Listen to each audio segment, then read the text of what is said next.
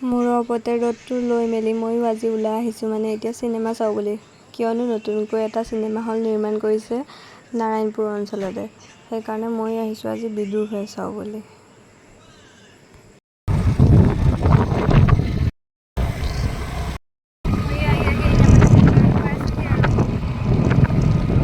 ময়ো আহি মেলি অলপ ৰখি এতিয়া মানে চিনেমা হলটোৰ ভিতৰলৈ বুলি সোমাই যাম আৰু।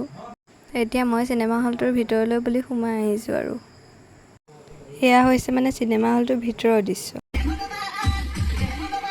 চিনেমা শেষ হ'লৰ মই ধুনীয়াকৈ বাহিৰলৈ বুলি ওলাইহে আহিলোঁ আৰু ঘৰলৈ যোৱাৰ বাটৰ পিনে।